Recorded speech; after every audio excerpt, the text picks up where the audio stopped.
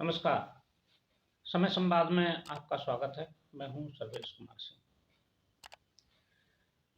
राष्ट्रीय लोकदल और भारतीय जनता पार्टी के बीच सीटों पर तालमेल हुआ है। राष्ट्रीय लोकदल एनडीए का हिस्सा बन गया। हिस्सा बने हुए लगभग 15 दिन हो गए हैं और इसके साथ ही सीटों की घोषणा भी हो गई है। 2 सीटें राष्ट्रीय लोकदल को मिली हैं। दोनों पर उन्होंने कैंडिडेट घोषित कर दिए हैं, बिजनौर और बागपत में। लेकिन जो नई चुनौती सामने आ रही है भारतीय जनता पार्टी और राष्ट्रीय लोकदल के गठबंधन के सामने, वह है दोनों दलों के कार्यकर्ताओं के बीच सामंजस्य स्थापित करना या समन्वय करना।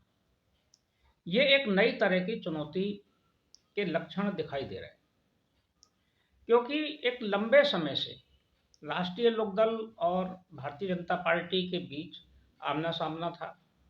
2014, 2019, 2022 और 2017 ये सभी चुनाव राष्ट्रीय लोकदल और भारतीय जनता पार्टी ने अलग अलग लड़े थे, यानी कि कार्यकर्ता आमने सामने थे। अब इन कार्यकर्ताओं को पश्चिमी उत्तर प्रदेश में एक साथ मिलकर काम करना है, यानी कि एक प्रत्याशी के लिए काम करना है। तो ये धारा जो पिछले लगभग 1 दशक से चल रही थी आमना सामना करने की, उसमें अब एक साथ मिलजुल कर, एक साथ बैठकर, एक साथ चलकर रणनीति बनाना और प्रत्याशी को जिताना, ये सबसे महत्वपूर्ण बात है। ये बात चर्चा में इसलिए आई कि समन्वय की चुनौती है। एक घटना कल घटित हुई बागपत में। बागपत में भारतीय जनता पार्टी और राष्ट्रीय लोकदल के कार्यकर्ताओं के बीच चुनावी रणनीति के लिए समन्वय बैठक हुई। दोनों दलों के कार्यकर्ता और वरिष्ठ पदाधिकारी इस बैठक में मौजूद थे। इस बैठक में सभी वक्ता बारी बारी से बोल रहे थे। इसमें जब एक महिला नेता, इनका नाम रेणु तोमर है, ये राष्ट्रीय लोकदल की महिला शाखा की पूर्व जिलाध्यक्ष, इनको जब बोलने के लिए बुलाया गया तो ये मंच पर आई और इन्होंने चौधरी अजीत सिंह, जयंत चौधरी, चौधरी चरण सिंह के जिंदाबाद के नारे बोले, उनके जयकारे किए, उनके पक्ष में नारेबाजी की।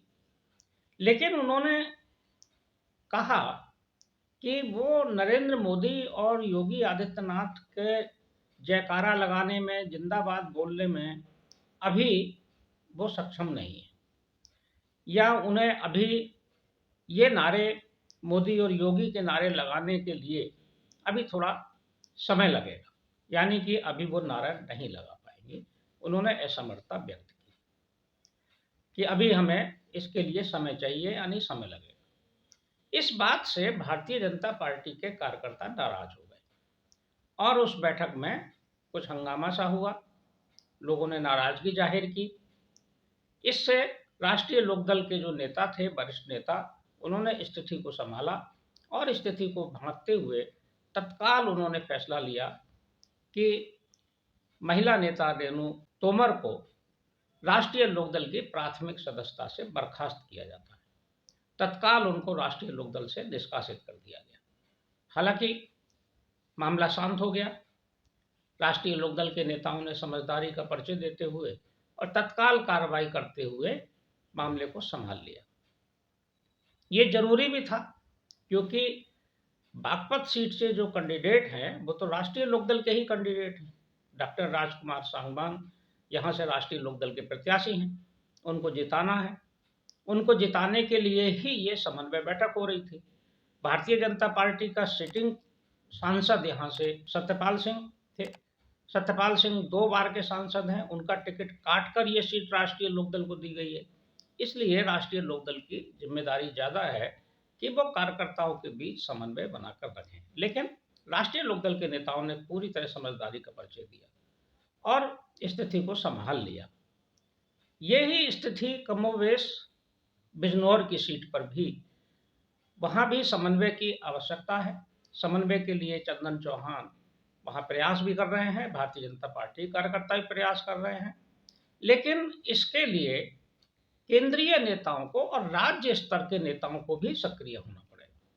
ये समन्वय बड़े स्तर पर करना पड़ेगा, जिला स्तर पर करने की बजाय एक कोई बड़ी बैठक राष्ट्रीय लोकदल और भारतीय जनता पार्टी के नेताओं को पश्चिमी उत्तर प्रदेश में करनी चाहिए, जिसमें सभी जिम्मेदार पदाधिकारियों को बुलाया जाए और उनके बीच समन्वय स्थापित किया जाए। हालांकि समन्वय है, लेकिन कहीं-कहीं निचले स्तर पर ये समस्याएं आ रही हैं और आ भी सकती हैं, क्योंकि एक लंबा अरसा रहा है, तमाम आंदोलन भी हुए, किसान आंदोलन हुआ, कुछ लोगों के मन में किसान आंदोलन की कड़वाहट हो सकती है, कुछ लोगों के मन में हाथरस में जो विरोध प्रदर्शन हो रहा था, वहाँ जयंत चौधरी गए थे, उनके साथ जो सलूक हुआ उसकी भी कड़वाहट हो सकती है। तो ये स्वाभाविक है। और भारतीय जनता पार्टी भी लगातार राष्ट्रीय लोकदल का तो उसने 2 चुनावों में विरोध किया ही, कार्यकर्ता आमने-सामने थे। तमाम तरह की चुनावी कड़वाहट भी हो सकती है, जो मन में होगी। और जब समन्वय होता है, 2 विरोधी दलों का या विलय होता है या तालमेल होता है या समझौता होता है, तो एक चुनौती तो होती ही है समन्वय की। इस समन्वय की चुनौती को राष्ट्रीय लोकदल और भारतीय जनता पार्टी को जल्दी से जल्दी स्थापित कर लेना चाहिए, और जितनी जल्दी ये समन्वय बन जाएगा, उतना ही अच्छा चुनाव राष्ट्रीय लोकदल और भारतीय जनता पार्टी के पश्चिमी उत्तर प्रदेश में कार्यकर्ता चुनाव लड़ सकेंगे। जहां राष्ट्रीय लोकदल को बिजनौर और बागपत में भारतीय जनता पार्टी के कार्यकर्ताओं का, मतदाताओं का सहयोग अपेक्षित है, वहीं भारतीय जनता पार्टी को भी पूरे पश्चिम उत्तर प्रदेश में राष्ट्रीय लोकदल के सहयोग की जरूरत है। राष्ट्रीय लोकदल के कार्यकर्ता भारतीय जनता पार्टी का सहयोग करें, और वो हर जिले में अगर साथ मिलकर भाजपा के साथ कार्यकर्ताओं के साथ काम करेंगे, तभी इस गठबंधन का कुछ परिणाम निकलेगा। क्योंकि अगर कार्यकर्ता नीरस रहे, मान लीजिए कहीं भाजपा का प्रत्याशी है और राष्ट्रीय लोकदल का नहीं है, तो राष्ट्रीय लोकदल के कार्यकर्ताओं को भी सक्रिय रहना पड़ेगा। इसी तरह से भारतीय जनता पार्टी को भी बिजनौर और बागपत में अपनी मशीनरी को एक्टिवेट करना पड़ेगा, तभी ये सीटें जीती जाएंगी। चुनौती इतनी कम भी नहीं है, इतनी आसान भी नहीं है जैसा लोग मानकर चल रहे हैं कि राष्ट्रीय लोकदल और भाजपा का गठबंधन हो गया तो सब सीटें जीत ही लेंगे पश्चिम की। ऐसा नहीं है, चुनौती है, जीतेंगे, माहौल भी है, लेकिन है चुनौतीपूर्ण। इसी तरह कई सीटें हैं, जैसे समन्वय की ज़रूरत है, मुजफ्फरनगर है। मुजफ्फरनगर में भी राष्ट्रीय लोकदल और भाजपा के कार्यकर्ताओं के बीच समन्वय अच्छा होगा, तभी परिणाम आएगा। कैराना में सबसे ज़्यादा ज़रूरत है, क्योंकि कैराना सीट पर राष्ट्रीय लोकदल का प्रभाव है। ये सीट भाजपा के पास है, भाजपा के प्रदीप कुमार फिर से यह चुनाव लड़ेंगे। कैराना में जो भारतीय जनता पार्टी के पूर्व सांसद हैं, वो अपने तरह से सक्रिय हैं और समन्वय के प्रयास में भी है। लेकिन यहाँ जो समाजवादी पार्टी की कैंडिडेट है, इकरा हसन, जो युवा नेता के रूप में यहाँ इस क्षेत्र में आई है और वो विदेश से पढ़ाई करके आई है, उसको का नाम पहले राष्ट्रीय लोकदल की तरफ से भी टिकट के लिए चला था, और उनका भाई जो नाहिद हसन है, वो इसी सीट पर राष्ट्रीय लोकदल के टिकट पर उन्होंने चुनाव जीता था यहाँ से, और चुनाव जीतकर वो विधानसभा में है। तो इस सीट पर सर्वाधिक भाजपा और राष्ट्रीय लोकदल को एक तरह से समन्वय की जरूरत है। यहाँ समन्वय स्थापित करके ही कुछ परिणाम निकलेगा, क्योंकि सहानुभूति राष्ट्रीय लोकदल के पुराने कार्यकर्ताओं के प्रति और पुराने नेताओं के प्रति भी बनी रह सकती है। तो भारतीय जनता पार्टी को भी इसके लिए सक्रिय होना चाहिए, क्योंकि सबसे ज़्यादा सीटें तो भारतीय जनता पार्टी लड़ रही है पश्चिम में, तो भारतीय जनता पार्टी को ही पहल करनी चाहिए।